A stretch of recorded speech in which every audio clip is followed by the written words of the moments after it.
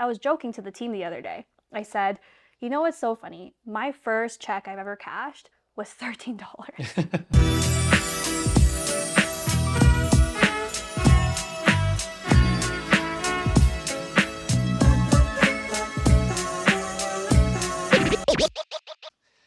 Hey, Joanne, so good to have you back again. We've had this conversation so many times.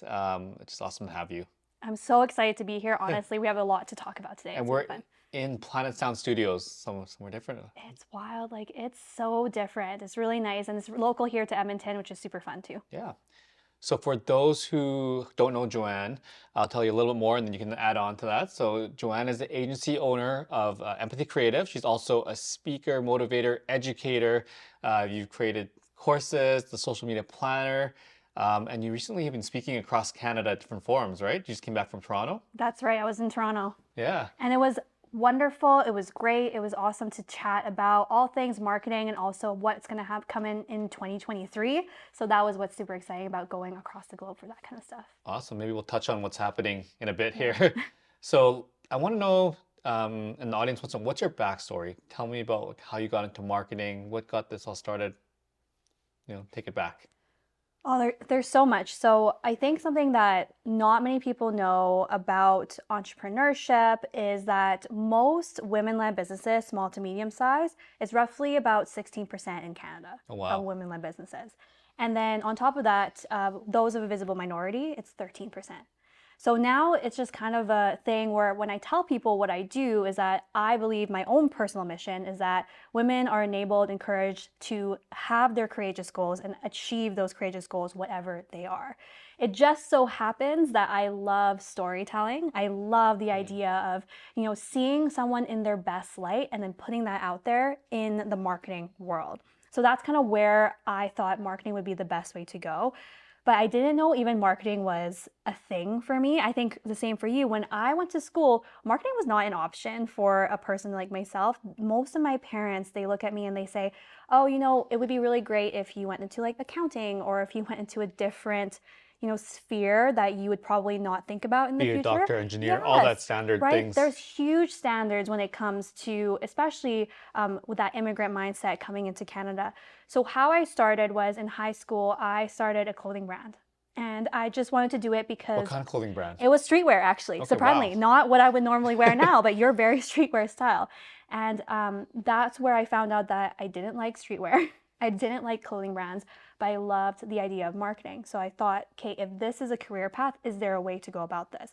At that time, there was no Shopify. I'm totally dating myself right now. There's no Shopify. Facebook was just kind of still on the rise. Instagram was still kind of new. Snapchat was not really there. You're really dating yourself now. Yes, I know, right? So it's interesting how you can take the concepts of marketing now and flip that. So when I started, I decided to go into the corporate world.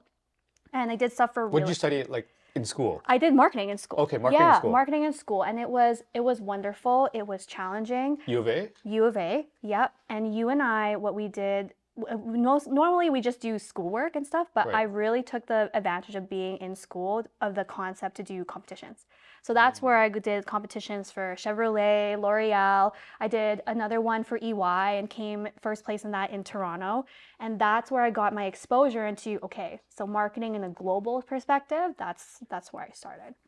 Of course, I stayed in Edmonton because I love Edmonton. Like you, I just think there's so much potential in Edmonton.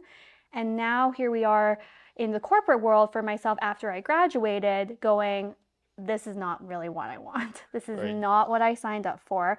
It was very dated. I saw lots of different trends happening in the market that we weren't following. When you finished school, did you apply for different jobs and right into the corporate world? That's kind of like a path that you were thinking of doing? Right into the corporate world. I think we got so stuck, and I don't like this idea of a typical timeline, but the timeline I had in my mind at the time was you graduate, you get a job, you get a house, Right. It's a typical mindset of stability and growth. But when I was going through it, I didn't realize that there was other options out there. So when I had applied, I just applied to any job that would take me at that time. Real estate just happened to be hiring. So I started my career path in land development, in marketing. But let me just tell you, land development is a completely different ballgame from Right. marketing. Yeah. And then everyone does it their own way, and then their own businesses do it their own way as well too, right? Yeah. So you did that for quite some time.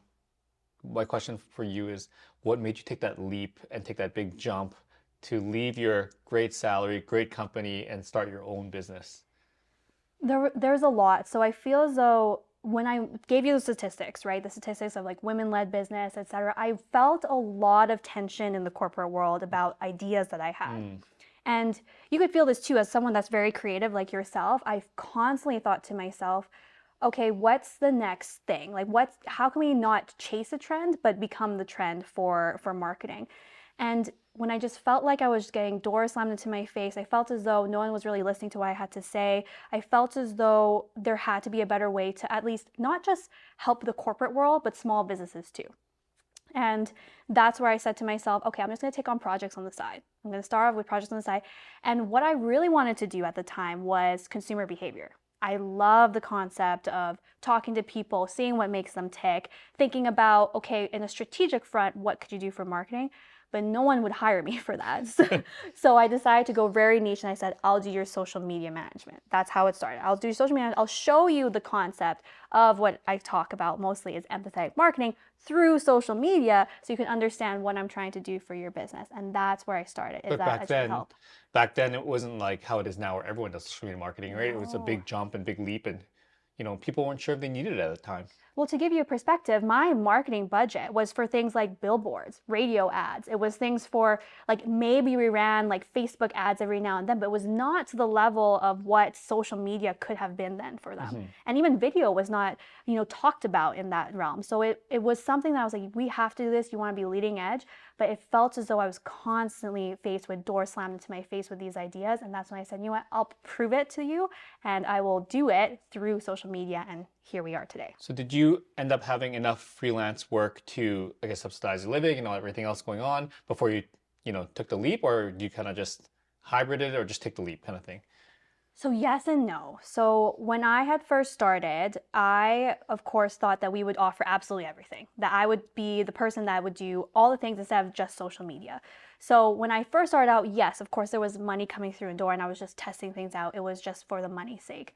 But as I started to evolve, I definitely said I'm going to save a little bit of money, but the money was not enough and I ripped the band-aid. I Mm. was that unhappy in the job that I was. And I'm very good friends with my past employer now. We're still on good terms, but they could just see that I was not thriving in that environment because I knew that there was more out there for myself. Right. So I did rip the band-aid off. I had, I think, a couple $1,000s of money, like cash in my bank account. And that was that. That was That's all it. I You had. have to make it work, I right? just had to make it work. And I was taking on projects. I was joking to the team the other day. I said, you know what's so funny? My first check I've ever cashed was $13.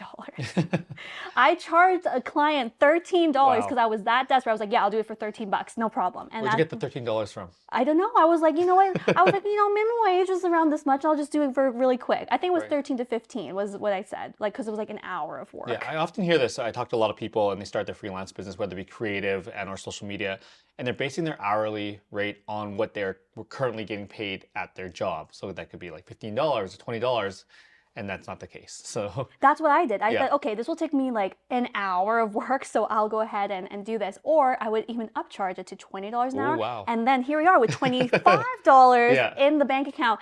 And that was like the worst thing I could have done to myself. At the same time, the best lesson, because I learned that it's not based on your hours. It's based on more than what you bring to the Correct. table. Yeah. Yeah.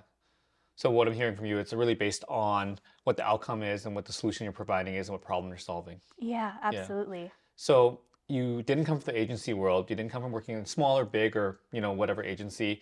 How did you learn how to, find clients, do the bookkeeping, provide the services, even write the contracts, or like we just talked about, price yourself? Where did you learn all that? So much trial and error and also amazing mentors like yourself. But Thank you. one thing that I always say to people when I work with them is that I've been on the opposite side. So when I was in corporate life, I was the one being pitched to. So I've seen what it's like on the opposite end of the idea of empathetic marketing, of what is it like to see things through your client's perspective. And normally when you go through your client's perspective, price isn't always the biggest factor. when I was sitting across the person, I was thinking, do I jive with this person? Is it someone that I could work with every single day? Do they bring any similar values to the table? There was a lot there that I felt I could bring that made me a little bit more approachable, especially in the small business setting where, price point might be a little bit of a sensitive topic. So what else could we talk about that brings that value? Right. Yeah. Interesting. And as you grew and you got a few more clients, and I guess how did you get your, I guess not first client, $13 client, but next couple clients? Was it through referral, or did you door knock, cold call, um, reach out to friends? What would be one of the first things you did to find your first clients? This is something you and I talk about a lot is the concept of a personal brand. So to give everyone perspective, I have my personal brand and I also have empathy as a brand and I also have the social media planner. They are all separate identities, but they all work in conjunction with another. Right. And the reason why I was able to get clients was because I think every single weekend I was networking. I was going out there talking to people. More specifically, like, at networking events or just going out to eat Networking or events. So for example, joining clubs? Yeah, joining clubs are a big one, but for example, you have to think of it a little bit strategic. So when I was networking, I wasn't going to go to networking events where perhaps other marketers were. While that's a good referral base, I went to things like the Alberta geology networking, opportunity for engineers and stuff, where I could be the very weird person that, why are you here again? And you're like, oh, I'm a marketer. I'm here to talk to you about stuff. Or I would go after associations. So one of the clients I have right now, it's an association. So that way I'm not going after just one client, I'm going after masses of individuals. So you're not going to events where this is only for marketers or creatives. You're going to the opposite, actually, where there's nobody there in that sector. So maybe you can talk about that or educate that. Absolutely. So it's other sectors, and also I was big on what my values were. So when I went back to that mission of women are empowered, enabled, and encouraged to achieve their courageous goals, what kind of events can I attend to make sure that I'm in alignment with that mission? So it was a lot of course, women networking and also empowering other people, especially in the BIPOC community as well. Right. I love that. Yeah. Now, as you grew, I remember when you called me about this too, years back, but when did you feel it was right to find your first team member, someone to help you out? Oh, Eric, And it's such a big jump too, and it's a scary feeling, but the first one's scary, second one's scary, third one's scary, and so on. It never stops being scary. But when did you feel like it was just time, and how did you just take that, So this is very interesting that I talk to a lot of small businesses about when I advise them, is that there is an interesting pivot that happens with entrepreneurs where they go from being the self-employed to being the CEO of their company. Mm-hmm. And a CEO of the company, they have two roles. One is to make sure that their company doesn't run out of money, and two is to make sure that there is vision and leadership for the team. And when I had that transition, I was drowning in work so much. And that's also a good reevaluation point. So if everyone is saying yes to you as part of your services, that's a time to take a step back and see if there's time to pivot. Are your prices too low? Are you offering too much? Are you over delivering and undervaluing yourself? There was a big pivot that happened there. So when I called you and I talked to you about this, it was because I didn't know what was the best way to hire. Is it a contractor? Is it a virtual assistant? Is it an actual part-timer? Like, what's the best route to go? And there's so many business books out there, but there's not enough business books about scaling. And that was my biggest struggle was, okay, now that we have a lot of people coming through the door, now's the time to reevaluate. Not when things are actually not doing so well. Yes, absolutely, take a look at that, but it's that pivot of everyone is saying yes right What now. I find too is a lot of people are trying to do the work themselves because that's all they know, and they love doing it, which is great. But what happens is sometimes the work suffers and the quality may go down, or you're really tired from working endless nights and mornings and everything, weekends, and then the quality of work goes down. So that's not good either, because then you start losing clients, or your reputation may, Yeah, be of hit at the course. cost. And that's the thing too, is that you are not the type of person that has to be constantly working. I think that was a very big mindset shift, because coming from my parents and how the way Yes. they think, right? They are always like, why would you pay extra for faster shipping if it's going to arrive later anyways? But I'm like, no, I'm about convenience. I'm about, finding different ways to do things. Giving value to your Giving clients. value to your clients. And the best way to provide value to my clients is by showing up the best self. And if I have to show my best self, I have to cut down on what I'm doing. Right. So based on all that, as a learning experience, so the audience can take this away. What was the best route to go when you're beginning? Should I start with a contractor? Should I start with a part-time team member, or go all in full-time, or find a freelancer from, anywhere that's not even in town or at That's your so hard. office? What's the best way to go? That's so hard. I have to ask you the same question because honestly, it depends on the person. So, what I did, and this is what would probably resonate with a lot of people, was what do I absolutely despise doing? Hmm. I had to write it down. So, for example, I do not like bookkeeping. Do not trust me to scan my receipts. I will lose all of them. I'm not the type of person that will send follow up emails very, very well. I'm not the best at invoicing. There are times I forget. There's a lot of things in there that maybe instead of focusing on what I'm not good at, I could focus on what I am good at, which is talking to people, which is, going to things like this, and also being able to present myself and my company in a different light. So that's the first start. And then from that skill set, then you can determine how many hours do you actually realistically think. One big tip that usually was given to me as a mentor was whatever you do in an hour, multiply that by 3. Because you could do it for so quick, but everybody else, it's going to take them a little bit longer. And from those hours, then you can determine how much do you need. Do you need a part-time or do you need a contractor? I personally prefer employees rather than contractors, but that's because we've grown to a different size now. Hmm. Yeah, I'm with you on that one too. I think one of the learning lessons I had to implement too is hiring the first few people, is getting the systems and SOPs in place to make sure that when they come on board, they know what they need to do, right? And I also reevaluate what I like to do my best. So if I'm the best at, for me, I love going out and doing sales and talking to people and growth, and I'm not, let's say, the best designer, I bring in someone who's best at what they do to allow me to do what's best at what I do, but also having systems in place to start there. And if you have to start and bring in, I also like team members versus contractors. I feel like there's a level of commitment. I just love growing the team and being part of the culture, of our culture that we grow. And it adds a dynamic to the team as well as you grow with more people. But I start part-time and then always grow it to To full full-time from time. there. I Yeah. love that. And that's the thing that I think people need to realize is that when you make that next step, don't just think 1 year out. Don't just think, okay, I need this because I have these tasks right now. You're building it as, Mhm. okay, if they're part time, they're going to grow into full time in the future. So for myself, I think about what is the foundation am I laying now that's going to pay off 3, 4 years, 5 years down the road. Yeah, I Yeah. agree too. I used to always just bringing people when I needed it because of, as a growing business, you're like, oh, I'm worried about, you know, income coming in or clients coming in or whatever the case is. But you have to look like a few steps out. So maybe you're bringing someone in now, but by the time you're really busy and you have to go hiring, that could be another month process or whatever the case is, then you're stuck and then you're in this stressful point. It's always gonna be prepared to be ahead of the game. Yeah, I think one thing I always tell people is that I've lost thousands of dollars by making these kinds of moves. So, for example, by hiring someone that perhaps isn't the right fit, Right. or by thinking just so short term and I just, hire a bunch of contractors without actually thinking about like strategically what to go down the road.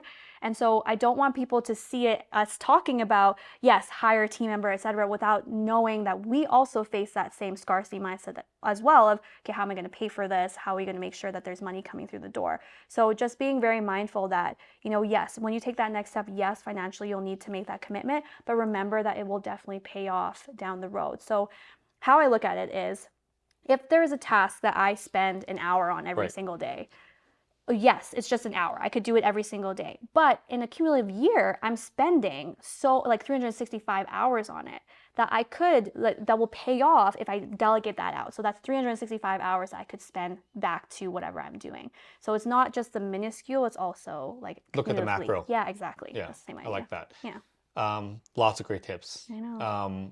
And this is all learning lessons and why we're doing this here that we've all been through over many, many years. For myself, over 10 plus years, not to mention companies I worked at before, and you over the past few years, that we hope that some of our audience here doesn't have to go through Yeah. again. This is a topic that we talk about a lot as well too, and everyone's different on this. Is do you feel like finding a particular niche that you serve, like in your case, you talk about women entrepreneurs, but I know you have clients of all sorts.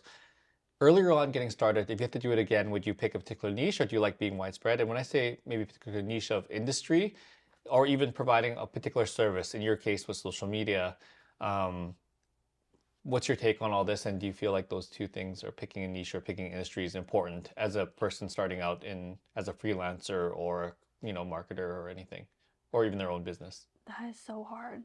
That is so hard because I'm the type of person that would be like, yes, pick a niche because then you can stand out. At the same time, the biggest reason why we've had success is because we've branched out outside of that niche at the same time too. Like for example, you probably don't work with just one type of client. You're working with a bunch of different types of industries as well. One thing that I always say about a niche is that the niche idea has evolved over the years. So gone are the days is your niche is, oh, I only work with women entrepreneurs, or gone are the days that I'm only going to work with this type of industry. A niche now is about also the values that they bring to the table. So is this person in alignment with my integrity? Is this person in alignment with my leadership, with where I'm going, my values about, inclusivity and diversity? That's also a niche. So when I think about people saying, oh, I'm going to just focus just on social media is the service that you provide. Do not get me wrong, you can focus on that. But the value to deliver is the fact that you take an extra level of seeing the world in the eyes of inclusivity, let's say, Right. for example. Taking one step more. Yeah, exactly. Yeah, in my take, if I had to do it again, I think I would pick a certain industry and certain service that would provide to that industry. Yeah. What happens is that you can bring in the best people. Once you get skilled at it, you can charge more. One, then you can bring in the best people who, let's say, run Facebook ads for whatever, type of clients you have. And you get really good at it and you become, then you know the language of the industry who you're speaking to, and you can align with them better.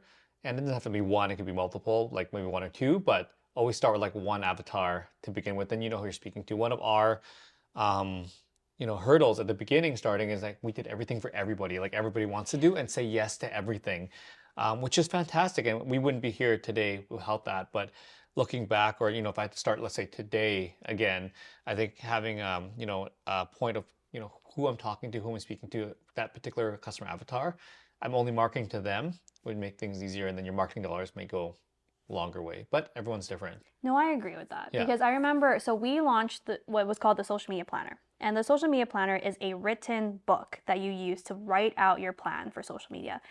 And there's only a certain number of people who would actually want to write that down. Because if you talk to somebody like my partner, he would say something like, oh, for example, why would I write it down when there are all these apps out there that you could use? And that wasn't who I was talking to. So if I had tried to address the masses, you're right, I probably wouldn't have sold as many as I have sold. Right. Just to pivot a bit, so something new that you're working on, that I'm excited about as well too, is your new book coming out, Empathetic Marketing. How did you, or why did you start this, and can you tell us about that? This is wild. This is something that I'm actually very nervous about and also very excited about It's coming too. soon, right? It's coming soon, and thank you so much to the 12 Creative team who have worked on it. Of course, the design is absolutely amazing. But the empathetic marketing, one thing that I've always wanted to do was write a thesis. And the thesis, I don't know what it was going to be, but I knew that I always wanted to write about marketing in a different light. The struggle that I've had over the years has been writer's block. I've always loved journaling. I've been the type of person that types things up on blog posts, but nothing to make it a full book. One day I thought about it, and I was doing a consultation with one of my clients, and I was saying things like, target demographic is so much more now. It's not just age, gender, demographic, like there's so much more. You have to understand what your client thinks, how they feel, what are they saying to their friends, what are they saying internally. And that's where I thought, this is a concept that I could write on. So it started off as a blog post. And as I was writing, it became more and more and more to the point where I was like, this could become a book. So the point of this is that I always get people saying, I wish I could get inside your head. Like, what goes on inside your head when it comes to marketing? Because I was told by somebody that, do you know what it's like sitting across from you? He said, you ask me a question and then you ask 3 back. Like, you're constantly so curious about a person. And that's why I wrote about empathetic marketing. It's understanding necessarily what that person thinks, feels, does, but says with themselves in their head. And it's based on 3 different principles. One of the principles is on the idea of influence. So how are you influenced by the idea of empathetic marketing to purchase a product or to feel part of a community? And that's the There's a lot of changes now, right? If we look at marketing, even let's take it 5 years ago, it was very different than what it is now. Now it goes like 3 levels deeper. Yes, with feeling. Absolutely. It's like feeling. And also what people forget too is that before marketing was very talk at the person. Like, Mm. tell them what they need. And then they'll be, okay, yeah, I kind of do need this. Now it's like talking with the person and then also to spark that reply and get them engaged so much that they become your biggest influence point. Like, so we talk about influencers a lot. We talk about the fact there's user generated content, and it's because no longer isn't enough these days to post on social media. You have to have other people also posting on social People media on your become like behalf. brand ambassadors Yeah. of, like what different products that you love, Yes, Yeah. and they get so ingrained and so excited. They show so many different things. So that's why I feel as though this book is going to really resonate with people right now, is that it's not a very hard approach with social media or with marketing. It's very broad, it's about feelings, but also bringing in data points that people may not have thought about when it comes to empathetic marketing. Are you going to put some of those tactics that you have in the book where, you get in your head? Is there going to be like specific tactics how to like, execute marketing with this, or is it more like a broad thing? Right. What So should people expect for this book? this book's different. So normally if you sit down with me for a consult, I will give you all the tactics, all the tools, all the workbooks, the courses, you name it. This one's very different because it's a very broad approach. Now we're trying to debunk myths that are in the industry right today. So that's why I feel as though this book will be very, very good, because it's not the same as what I've written before, which is here's a step-by-step guide to grow your following on Right. social media. It is here's a broad approach to start thinking about your marketing differently, and what are some of the red flags you should watch out for. Yeah. So get the red flags. I think that's really important Yeah. to look out for. When can we expect this? I know everyone's excited about this. I did push the launch date, but I know for a fact that I'm going to push it by the end of this year for sure, because I know that you have also been pushing me too, because it's a great book. It's short and sweet. It's something that I think everyone could just read real quick, and it also allows us to, start the new year in a different light, in a different perspective. It's good timing for that. Yeah. Yeah, and sometimes you wait a long time because you want it to be perfect, right? Yeah. Well, Yeah. that's my struggle. I was rereading it. I'm like, oh my goodness, I could add so much more. But that's what the team had told me, is that, you could just do part 2, part 3. There's That's always exactly what going it to is. be so much Or more. a different book. Yeah. Yeah. If you had to give advice to anybody looking to break into industry, or maybe not even break into, like they're in the industry already, they're looking to build a side hustle, become a freelancer, quit their 9 to 5, maybe build a small agency or their own personal agency, or build a personal brand. What kind of advice? I know this is a hard question because it's going forever, but what kind of advice would you give to somebody to get started? This is a tough one because I have so many good tips that have been given me in the industry.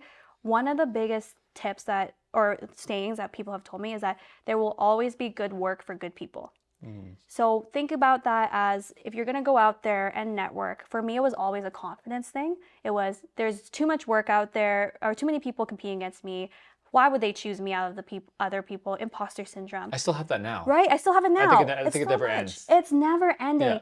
And as people are talking about things like a recession and, the economy and all these things, there will always be good work for good people. So just keep at it. Consistency is better than intensity. So focus on the consistency piece for yourself. Right. Yeah. So, what you love, so going back to like just diving into that, so what you love to do, get consistent, get really good at what you do, and put that value out there, and people will come in terms of clients. People will come. What ends up happening, I find though, is that we get very impatient. So like you and me, we're thinking, okay, we're going to lay the foundation for this brand, and we're going to go out there and talk to people and network. But why am I not getting clients? Right. Why am I not getting proposals? Why did they drop me? Like, there's a lot of stuff that happens, and we have to just ride that flow, because eventually it will bring people in. So just that consistency piece is a big one. I like we talked about proposals there for a second. What if you're submitting a proposal, which I kind of like the other way around. If you get really good at what you do, people will find you and they want to work with you, like Yes. the case you're in now, where there's people lining up for you to coach them. I'm in that line. But how would you win a proposal if you're looking at social media marketing and you're, maybe competing against a couple other, vendors, and how would you help stand out from the crowd? You and I talk about this a lot. One question that I always ask at the end of our meeting, because you meet with them, you have a discovery call, and then you submit a proposal after, is how do you measure success? And what you're watching for in the how you measure success is, do they value time? So they want things super fast. They should have started yesterday. So you base your proposal on that time. The second is money, obviously. So they're going to be even more budget conscious. So what you're going to do in the proposal, you'll have those packages that has a price anchor. Right.